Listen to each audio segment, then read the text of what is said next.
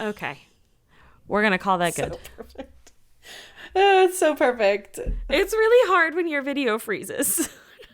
Yeah, things are hard. Just because it's a new year does not mean things aren't just as hard. Life is really hard today. I just spent 30 minutes trying to figure out audio recording on my Oh my laptop. gosh. Yeah, I started out this recording like the crabbiest of all crabbies. You sure did. It's been a day for us. It's been a day. What a day. What a time to be alive.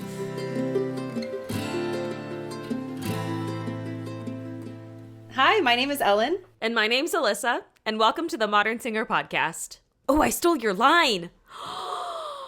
New year. Oh my god. New year, new us, apparently. Oh my god. I didn't even notice. To be honest, I didn't even notice. You said it, and I was like, yeah, that's great. Okay, check off that box. Didn't even notice. How are you? I'm okay. I'm a little busy. I'm a little stressed. So it's been 6 weeks since we released an episode. How's life? I What's know. happening? What's happening? Life is good. Let's back up. Holidays were good for me. I had so much time off, and it was so nice. I did puzzles I'm so and ate jealous. lots of popcorn, and it was super rainy here in Phoenix. Rainy here in Phoenix. So I had to re-record that because I'm choking. It's raining here today. It's been super rainy, but my holiday was just so relaxing. I mean, I was genuinely I had a couple days where I had no stress whatsoever, and that never happens.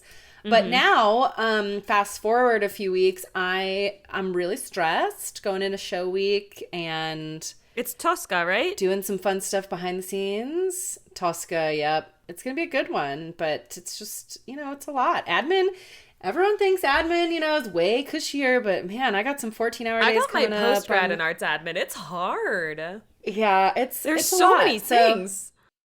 everybody does a lot, so we're gearing up for that. So was good. Now I'm a little stressed, but everything's still good. How are you? I'm the exact opposite. So I didn't get any time off for the holidays. I worked the entire time. We are recording this the second week of January. So I got last week off. It was my holiday vacation. Now I'm doing okay. I feel a lot calmer.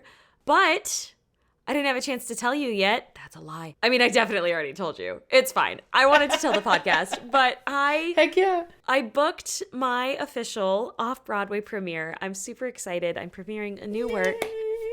It might be on my socials already. It might not. It's in New York. I'm super excited. It's a small little black box theater. I don't know how many shows we're going to do, but it's a show called Silencers. I'm premiering a new role, and I'm so excited. The other fun things that happened for me are I am now the official vocal coaches for the Broadway Dance Center professional semester training program, which is really exciting. Ellen, I don't know if I actually told you that I did that. You didn't tell me that one. I'm so proud of you. I'm super excited. So I'm going to also be training a bunch of dancers in I'm going to be training a bunch of dancers how to sing, how to build their books in real life. I'm super excited. So if you've ever wanted to work with me, also, now's the time because I've got a bunch of coaching opportunities popping up. I'm super excited. Oh, I'm so proud of you. I love that. Manifesting new and amazing things in the new year. I'm really just also making sure that my computer doesn't turn off again because Yeah, don't let that happen. I'm now even the sleep screen because now I'm paranoid that it's not recording.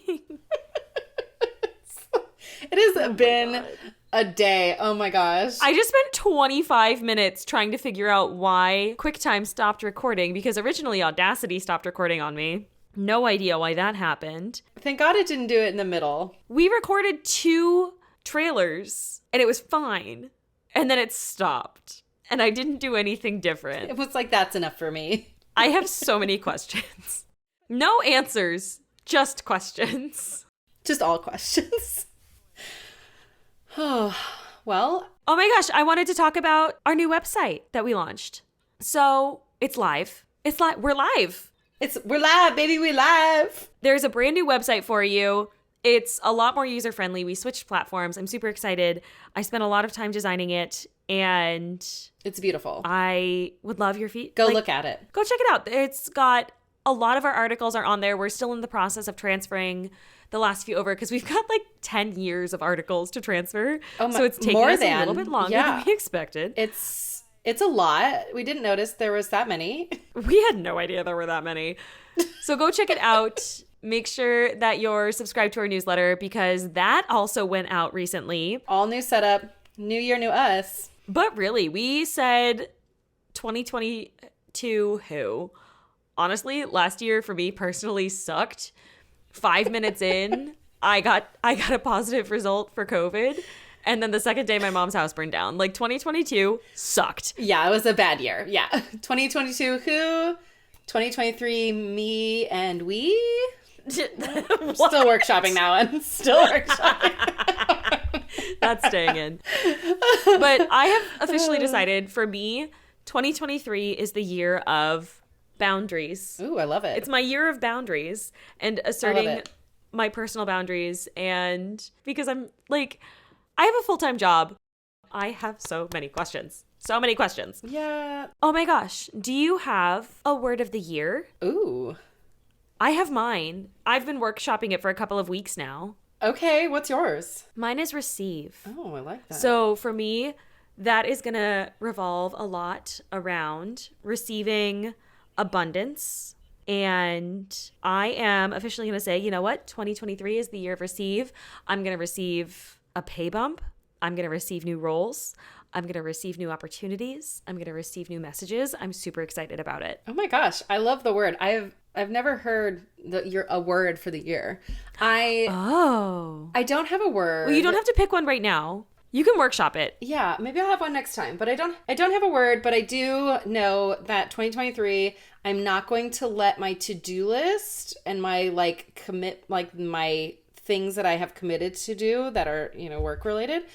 I'm not going to let my to-do list control my life because it gives me paralyzing anxiety. Yes, it does. So maybe your year of 2023, maybe it is boundaries for you. Yeah, it could be boundaries also.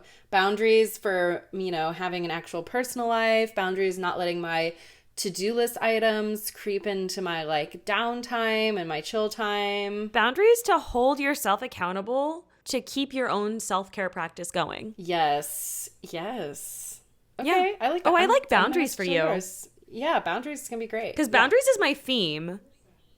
Yeah. Alexa, stop. She was like, boundaries. Boundaries are the thing that we're really bad at, but we're going to be good. No, I had to have Alexa remind me to put lotion on after I got a tattoo 2 months ago. Alexa, Alyssa, moisturize. That's what I should do. Have Google yell at me, Ellen, did you drink enough water today? Ellen, you can do that. Did you eat lunch? Oh, I know. I know. I have that. Legit might do that. I have alarms set on my phone to remind me when to eat lunch, reminders to drink water. It pops up on my phone. Just reminders. I love it. I love it. Oh, also, did not tell you this. So, long, dramatic story. Ooh. Cut down. My dad was supposed to come for Christmas, or did come.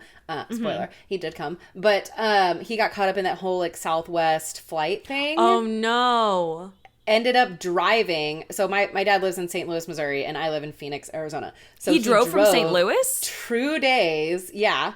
And anyway, he ended up getting here. But the point I wanted to make is that I was so depressed that I wasn't going to see my dad for Christmas and New Year's that I depressingly bought myself a 40-ounce Stanley. That is way too expensive. It came out to $45. Jesus Christ, for a cup? Oh yeah, it was 40 plus tax, but it's beautiful and so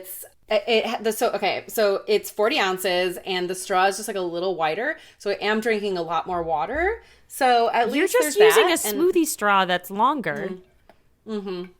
Yeah, I definitely am.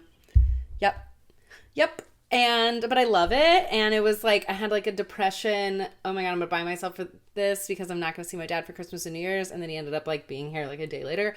But it was too expensive, but it was totally worth it. So I just wanted to show you my beautiful cup. And cheers to that because I'm drinking out of some sort of sparkly cup that I got on No, I got it in my FabFitFun box. Yeah, it's cute. Not an ad. Unless they want to. But it can be unless they... They can be. But it's a blue sparkly cup that I am drinking wine out of. And I love it. Full disclosure, I am on glass 2.5. I haven't eaten in the last 4 hours, so it's hitting me a little harder. I love that you're like, I'm so relaxed and I had my relaxed time and I'm drinking wine. And I'm like, I'm so freaking stressed. I haven't been relaxed. And I'm like, I'm drinking my big thing of water. We do a really good job of only one of us is usually stressed out at a time. That's true. We're good at balancing that.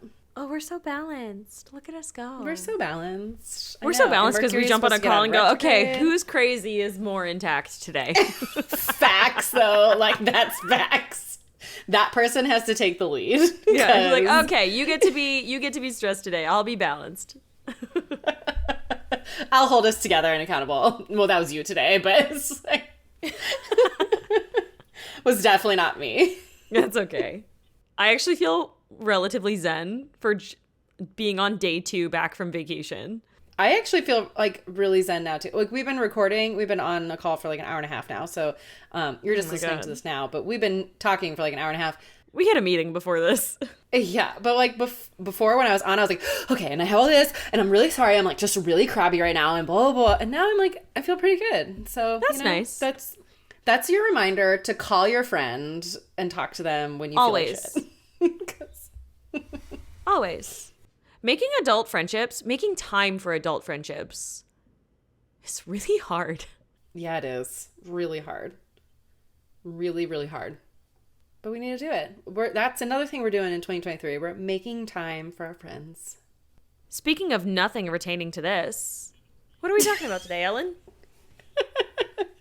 Well, today we're talking about dealing with imposter syndrome, which I think is extremely relevant right now because, new year, we're just getting out of audition season.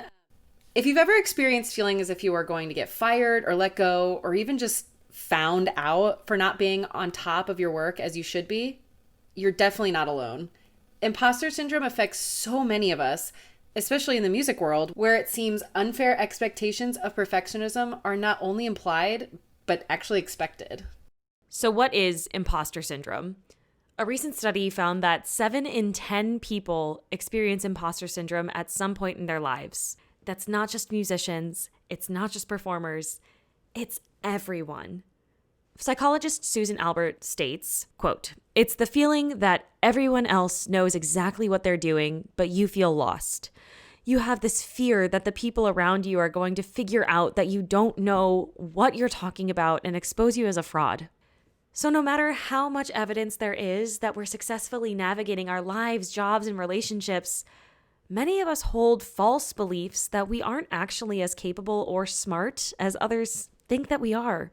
I mean, imposter syndrome isn't an actual diagnosis or a specified medical problem, but it is a pattern of thinking that can lead to self-doubt, negative self-talk, and missed opportunities.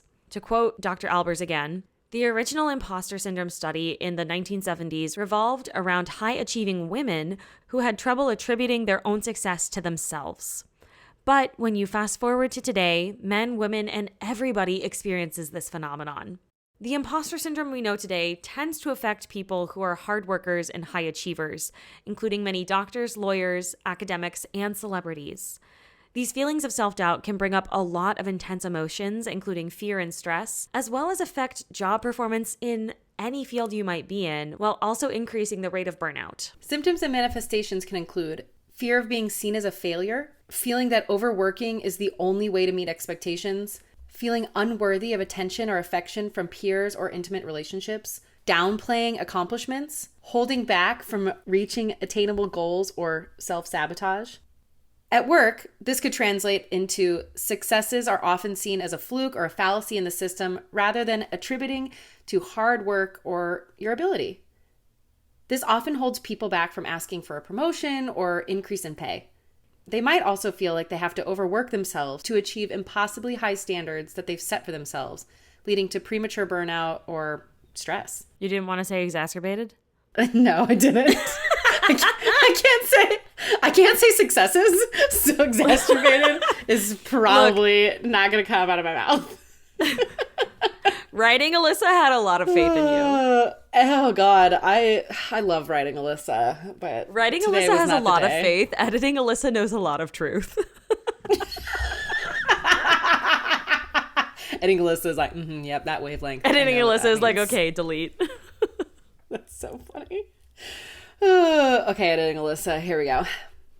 At school, students might avoid speaking up in class or asking questions for fear that the teacher or their classmates might actually think that they're clueless or incompetent. They might not ask important questions to understand larger topics and blame that for later failures in the course. In relationships, this could translate into some people feeling unworthy of the affection they get from their significant other and fear that their partner will discover that they're not actually that great. Sometimes people actually self-sabotage relationships and end it before the other person can. There's a whole study about this in psychology that of different kinds of attachment styles. We definitely don't have time to delve into that today, but if you are interested, it is really, really fascinating. So, I have a lot of feelings on why musicians tend to develop this imposter syndrome. And I think one of the biggest reasons is that from the beginning of our training, we are entirely pitted against each other, whether that be in school, in competitions, in auditions. I couldn't agree more. So Ellen, recording Alyssa is gonna set us a 5-minute timer, and we're gonna soapbox for just a minute. We're just gonna soapbox because I have a lot of feelings about this.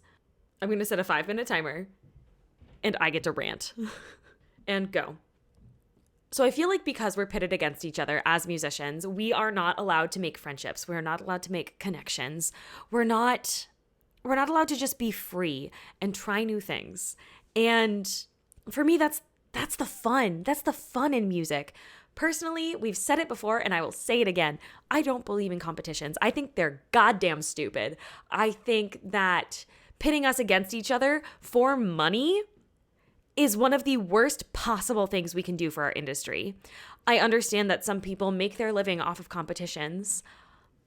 I think that it's outdated, that it's elitist, and honestly, it eliminates a lot of people who could apply because they can't afford the applications.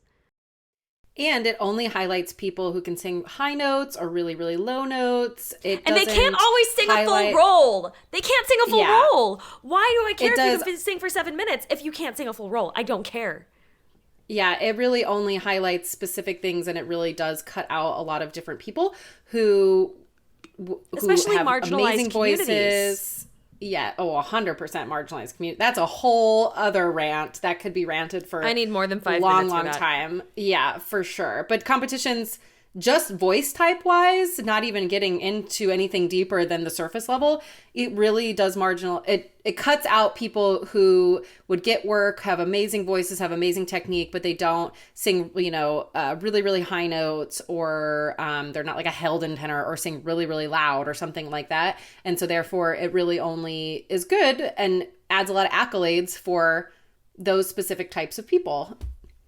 And for me, it really just, it highlights the people who can do the fireworks. But if you only know how to do the fireworks, there's so much more to music than just being able to do coloratura, to do high notes, to do low notes, to do whatever special talent you have. Yes, I love that you can do it. I don't think that society comparing us to each other and pitting us against each other like a WWE match, except for singers in prettier clothes and more clothes, honestly, if we're being honest. If we're going to compare it to WWE, we're just in more clothes in general. But it's not fair. It's not fair because it's all biased. It's all biased. I have never seen a competition. I have been a performer since 2001. I have never seen a competition that was unbiased. I competed. I have never seen an unbiased judge group because there is no such thing. Oh, definitely. And it's all based upon opinion. There is no such thing. It's very opinionated. It's all personal. Music it's art, and all art is personal and opinionated, which is fabulous, which makes art, but that doesn't bode well in competitions. It also ties back to my belief of how competitions started. This is not real history. This is not historically accurate. I have not fact checked this. But the rich people wanted to see all of the singers perform, and they said, "Dance, little chickens." And we did. And I mean, I feel like that's where the starving artist trope started. And I am fucking over it. I am over the starving artist trope. We don't need to be starving artists. We are not starving artists. We are fully functional adult humans. And it's also interesting that most competitions are geared towards young people, which just then in and of itself leans itself to imposter syndrome, leans itself in because into we're not pitting fully each other formed against yet. each other. When you're young, yep, exactly. When you're young, you're already insecure because you're young, you're not fully formed, and so it just plays into all these other terrible things. Mm-hmm. It's not a good system. It highlights some really, really terrible things in the music industry that we're all now, waking up to, looking at, trying to dismantle. And competitions, pitting ourselves against each other really just plays into the imposter syndrome and plays into these other things in our business that need to be dismantled. And because the 5-minute timer just went off, I just want to end it with the reason why I don't do competitions. This is what I tell my students. This is what I tell my friends. I do not do competitions because I refuse to battle my friends for money. They are worth more to me than that. That's so true. My friends are worth more to me than a $500 cash prize. And that's our 5 minutes, friends. And that's our rant. If you don't agree, we apologize. You had to sit through that, but I'm not apologizing. If you disagree, you can disagree. We are adults. We can have different opinions. That is the magic of being able to have different opinions. 100%. If you want me to be in your competition, I will say no. And that's why. Back to imposter syndrome, Ellen. Segue? We don't. And segue. And back to imposter syndrome. Ellen, let's identify the root causes. That's funny. So one way to battle imposter syndrome is identifying the root cause. Dr. Valerie Young, who is a leading expert in imposter syndrome, has identified 5 types of imposter syndrome styles. So the first one is the perfectionist. You have very high standards for yourself. Even when you're achieving something great, you think you should have done it better. Number 2 is the expert. People have told you that you're an expert musician or expert in this, so you feel pressured to prove them right. I feel like that leads into savants as well. Oh, yeah. Mm-hmm. The third one is the natural genius. From a young age, people have told you that you have a natural talent for music, so you feel frustrated when something doesn't really come easy to you. I feel like natural genius is a lot of people who think that they don't need to practice because they're just good at it. But talent can only get you so far. That is the biggest fact ever. Because I mean, I'm also in that pool. I fight that every day. I was just about to say, this is not my trope. I am not the natural genius, but there are certain things that I have found, I can procrastinate that. And it never got me far ever. And it always bit me in the ass. Don't do that. The fourth is the soloist. You feel like you need to do everything by yourself. If you ask for help, you'll just be admitting that you don't really know what you're doing. And the fifth is the superhero, which is definitely me. You feel the need to do it all. You overwork yourself to prove to everyone around you that you're worthy of your accomplishments. Which one are you, Alyssa? I'm 3, natural genius. I was big fish, small pond. I grew up being told, you're so talented, you're really good at this, da-da-da-da-da. And then I got to college and I didn't practice. And I was frustrated when I wasn't getting parts that I wanted. And it's because I didn't know my music.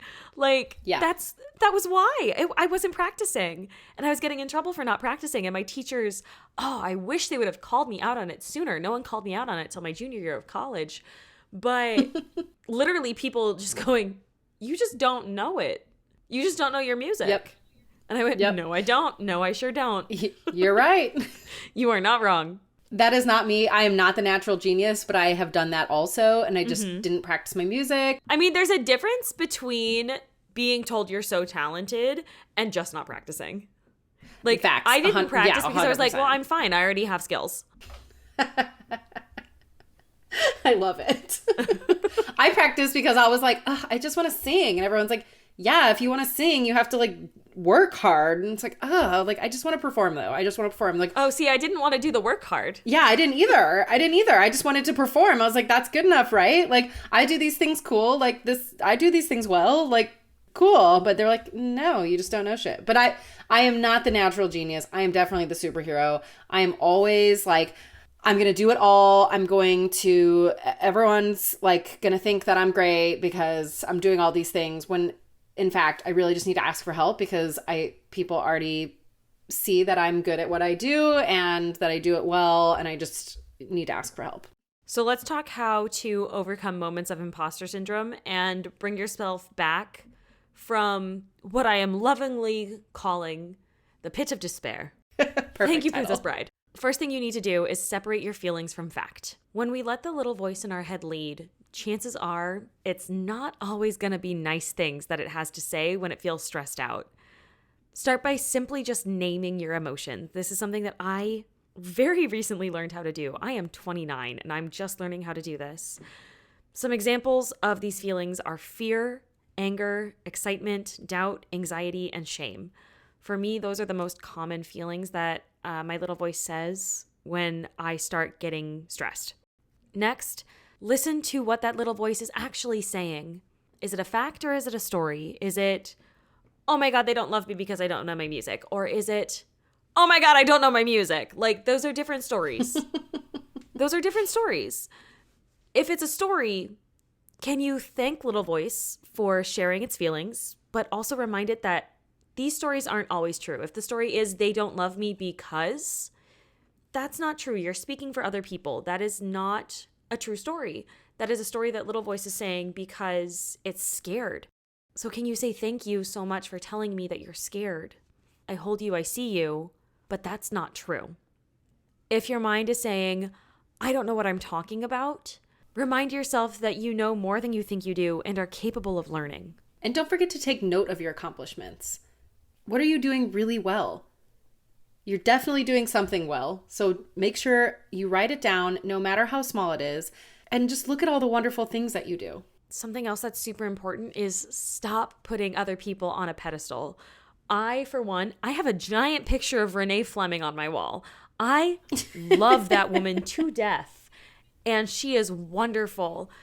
But no one is perfect, and it's not fair to expect that of anyone, especially our heroes. Yeah, stop comparing yourself to others. This is the easiest rabbit hole to jump down. Remember that you are not other people. They are not you, and you are not them. You are the only one living the life that you lead. Our physical bodies are different, which affects how we sound day to day. Let go of comparison and pitting yourself against your friends and colleagues. Start to reframe how you view failure. Failures are how we learn, but not everything bad that happens is a failure. Sometimes not landing a leading role or acing a test, it's not a failure, but a highlight of a skill set that could use some focus. For me, I know that I was really good at acting class or dance class, but to this day, I still cannot wrap my head around a theory test, let alone fixed dough, which can honestly go die. I do not believe in fixed dough. I will die on that hill. While there may be past events that validate your fear of failure, they don't have to paralyze you. Reframing your ideas about failure can really boost your sense of autonomy. This mindset can help you access past lessons to find creative ways to improve, master new skills, and keep going. Make sure you're talking to others. Sitting in isolation when you're on a shame spiral is the last thing we need. Very that. Right? Oh my gosh. As Brené Brown says, shame thrives on loneliness. Talk to your trusted friends and family about how you're feeling. Sometimes just saying something out loud is all you need to get it out of your own head. You can also talk to a therapist or a mental health counselor. It's always okay to ask for help. And I'm going to say that again because this is something that we need to remember and remind ourselves, because this is my trope. It is always okay to ask for help. If you feel like the little voice in your head is taking over, seek out a professional to talk through it and find more permanent solves that will serve you best. I think the most important part about that is remembering that you don't have to be a martyr for this business. No. You should never be a martyr for this business. Music will not live or die based on one person. Nope. Full stop. And you'll never be perfect. There's no such thing as perfect. There is living in your highest power, living in your highest self, in the honor of your highest self. But putting the future of music, let's talk about that for 2 seconds. The future of music, putting that on your own shoulders, that's not your burden to bear. No, nobody's That's not burden. something that only one person can bear. Absolutely not. It's never going to happen. So I highly encourage you to start letting that go. Know that asking for help is such an important step. We all need to ask for help. We all need it. And you'll be better after it also. You'll feel better. You won't be dealing with these so struggles. much better. Oh my God. Once I started going to therapy. Oh my gosh, I know. Life got so much better. Like, it got annoying for a minute, but like, it's so much better. It's annoying, but it's better. It's like once you get over that hump, once you ask for the help, once you go to therapy, whatever that means for you, once you start it's very hard to start, but once you get going, you feel so much better. Yeah. Let's talk self-care homework to strengthen yourself against letting imposter syndrome settle in. First homework assignment is positive affirmations. Sometimes the absolute last thing I want to do is sit there and say my affirmations to remind myself that I'm strong and smart and resilient. It feels silly and dumb and pointless when I'm in an active shame spiral, but they do help start to snap me out of the funk. Your thoughts dictate your actions, so why not actively try to utilize them as a tool rather than seeing your thoughts as the enemy? I want you to come back to separating your feelings from your facts. What are the positive facts? Can you learn from the past to grow in the future? What are you proud of today that you can start to do every day? Make a full sentence and say it out loud or write it down somewhere you can see it regularly. Maybe even make a recording of it on your phone to listen to when you don't want to say it all out loud. This is something that I have really, really leaned on because for some reason, my brain, when I start to do my positive affirmations, is like, this is dumb. It's dumb. You're dumb. This is dumb. That's my brain. That's Mine little does voice. too. Mine too. Little voice in there just going, no, this is dumb. You're dumb. This is a dumb thing to do. So playing it out loud on something else has been a absolute game changer. This active manifestation helps to pivot unhelpful thoughts to empowering ones, which in turn will increase your self-confidence. Also, practice taking note of and separating feeling versus fact in your daily life. You can strengthen this mental muscle by doing it every day, no matter what you're working on. Use it on a walk, in the park, or during a call with your best friend. What do you feel and what is a fact? What is that little voice in your head telling you? Start setting realistic expectations for yourself. While aspiring to do better is healthy, placing overly demanding standards on yourself can leave you feeling defeated and destroy your self-confidence when you inevitably fall short of unrealistic goals. Instead, try to enhance your strengths while also finding realistic ways to improve your skills that work towards a goal or a task. This might look like breaking down a cadenza into one measure at a time rather than trying to learn the whole thing at once, which can be really overwhelming. It can look like working on your whistle register one note at a time rather than trying to sing a G6 every single time that you start practicing. Not that I've done that. That's not a personal thing that's happened at all, not based on a true story. Attainable goals can also look like tiny check marks on a mile-long to-do list. But those baby steps towards a reasonable objective help you focus on your progress rather than the things you have yet to achieve. This can help you stay on track, whereas placing the bar too high can backfire and will most likely sabotage your success in the long run. Always remember to celebrate your wins and celebrate what makes you unique. That is what's going to get you the gig. That's what's going to make you feel better internally and That's what makes you a externally. That is what makes you you. There is nobody like you, just like there is nobody like that other person that we idolize or that colleague that we compete against. You are you, they are them. Celebrate who you are and what makes you truly unique. I think that accepting luck as part of the equation is something that's super important to do. Sometimes all you need is to be in the right place at the right time with the right people. And that's okay. It's knowing the right people. It's networking. It's putting yourself out there. It's how I landed my off-Broadway gig, honestly. I applied within the first hour of them posting it. How the hell could I have known that? I had no idea. I was scrolling through Backstage and I just applied because it looked fun. And when I walked into the room, the composer was there and he looked at me and he said, I heard your tape and I stopped listening to everyone else. Because he liked how I sounded. He liked how I could do different things. And he liked my voice and how I liked to act. Sometimes luck is just where you are. And that's okay. Another thing you can do is to keep a praise folder. Keep all the nice little things that people say about you on a list on your phone or in a folder or in your email, somewhere where you can look at it and remind yourself. When you're having a bad day, start to flip through some of these and just accept all the nice things that people think about you. I want to encourage you to do this not just about music. I want to encourage everyone listening to this podcast to write down the nice things people say about you in all aspects of your life. Mm-hmm. You are not just a musician. You're not just music. You are so much more than that. I have a running list of nice things people have written about me at the yoga studio as a performer. I have nice things that people emailed to me that I have saved in a little folder somewhere on my email, on my phone. And when I'm in the middle of a shame spiral, that is what gets me through. Because it's not about who I am as a job. It's about who I am as a person. And that's always more important.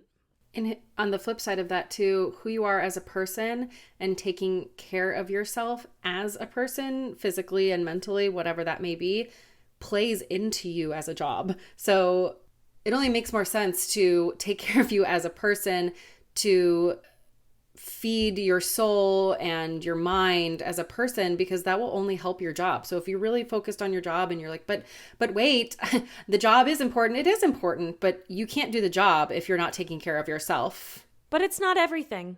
And it is definitely not everything. It is just a job. It will never be everything. There is always going to be a difference between a job, a career, and you. And I think that's a great way to wrap up this episode. Thank you everyone so much for listening. If you want to hear more from us, sign up for our newsletter to gain access to our monthly freebies and other updates. Ellen and I want to make sure that we can keep getting new information out to our singing community, but to do that, we need your help. If you like what you're hearing, please leave us a review. Reviewing the podcast wherever you listen helps us reach new listeners around the world, but if you didn't like what you're hearing, you can keep it to yourself. That's totally fine. Looking for the resources we mentioned today? Check out our show notes to see everything we used to make this episode. And if you want to buy us a coffee to enjoy while we're creating these episodes, you can drop us a tip wherever you follow us. See you next time. Bye.